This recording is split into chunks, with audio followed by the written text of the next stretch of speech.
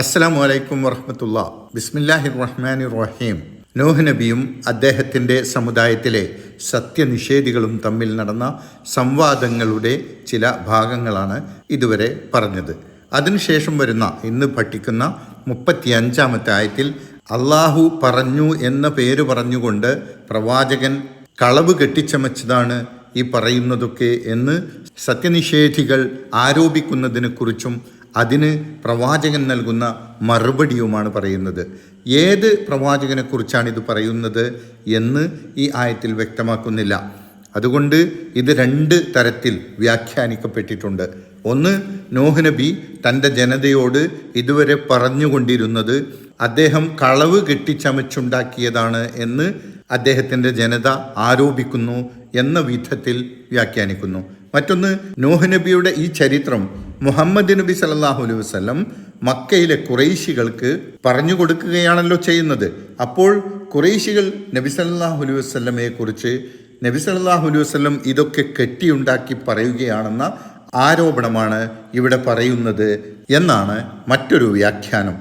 ഏതായാലും നൂഹ് നബിയാണെങ്കിലും മുഹമ്മദ് നബിയാണെങ്കിലും പ്രവാചകൻ ഇതിന് സത്യനിഷേധികളോട് മറുപടി പറഞ്ഞത് ഇങ്ങനെയാണ്: ഞാൻ അങ്ങനെ ചെയ്തുവെന്ന് നിങ്ങൾ ആരോപിക്കുന്നുവെങ്കിൽ, നിങ്ങളുടെ ആരോപണം ശരിയാണെങ്കിൽ അതിൻ്റെ ഉത്തരവാദിത്വവും അതിൻ്റെ പ്രത്യാഘാതവും ഞാൻ ഏറ്റെടുത്തുകൊള്ളാം. നിങ്ങൾക്ക് അതിൽ ഒരു ഉത്തരവാദിത്വവുമില്ല, അത് നിങ്ങളുടെ തെറ്റായി കണക്കാക്കപ്പെടുകയുമില്ല. അങ്ങനെയാണെങ്കിൽ അതെൻ്റെ തെറ്റ് മാത്രമാണ്. യഥാർത്ഥത്തിൽ പ്രവാചകൻ ഇങ്ങനെ മറുപടി പറയുന്നതിലൂടെ അവർക്കുള്ള ശക്തമായ ഒരു താക്കീത് കൂടി അതിൽ ഉൾക്കൊള്ളുന്നുണ്ട്. അതായത്, ഇതൊക്കെ ഞാൻ കെട്ടിയുണ്ടാക്കി എന്നതിൻ്റെ പേരിൽ ഞാൻ തെറ്റുകാരനാണെങ്കിൽ ഞാനാണ് അതിന് ഉത്തരവാദി.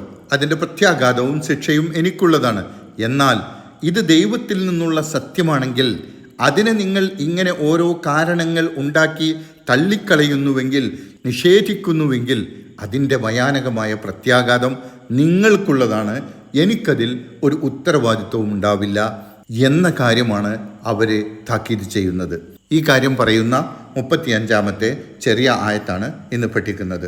അം യഖൂലൂന ഇഫ്തറാ ഖുൽ ഇൻ ഇഫ്തറൈതുഹു ഫഅലയ്യ ഇജ്റാമി വഅന ബരീഉം മിമ്മാ തുജ്രിമൂൻ. അം യഖൂലൂന ഇഫ്തറാഹു, അതല്ല അവർ പറയുകയാണോ ഇതൊക്കെ അദ്ദേഹം കെട്ടിയുണ്ടാക്കിയ കളവുകളാണ് എന്ന്?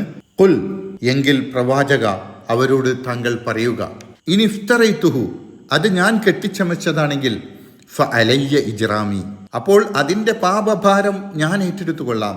ഫഅലയ്യ, അപ്പോൾ എൻ്റെ മേലാണ് ഇജ്റാമി, എൻ്റെ കുറ്റം. ആ ചെയ്തതിൻ്റെ പേരിലുള്ള എൻ്റെ കുറ്റം എൻ്റെ ഉത്തരവാദിത്തമാണ്, ഞാനത് ഏറ്റെടുത്തുകൊള്ളാം. വഅന ബരീഉം മിമ്മാ തുജ്രിമൂൻ, എന്നാൽ നിങ്ങൾ ചെയ്തുകൊണ്ടിരിക്കുന്ന പാപങ്ങളിൽ നിന്നും ഞാൻ മുക്തനാണ്. വഅന ബരീഉൻ, എന്നാൽ ഞാൻ നിരപരാധിയാണ്, ഞാൻ മുക്തനാണ്, എനിക്ക് ഒരു ഉത്തരവാദിത്വവുമില്ല. മിമ്മാ തുജ്രിമൂൻ, നിങ്ങൾ ചെയ്തുകൊണ്ടിരിക്കുന്ന ഈ പാപങ്ങളിൽ. ആയത്തിൻ്റെ വിശദീകരണം ആമുഖത്തിൽ പറഞ്ഞു കഴിഞ്ഞു.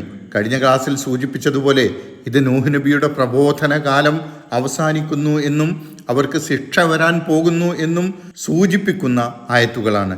ശിക്ഷ ഇറങ്ങുന്നതിന് മുമ്പ് പരമാവധി അവരെ ബോധ്യപ്പെടുത്താൻ ശ്രമിക്കുകയും പിന്നീട് ശിക്ഷ വരുമ്പോൾ അവർക്ക് യാതൊരു ഒഴികഴിവും പറയാൻ അവസരം നൽകാതിരിക്കുകയുമാണ് ഇതിലൂടെ.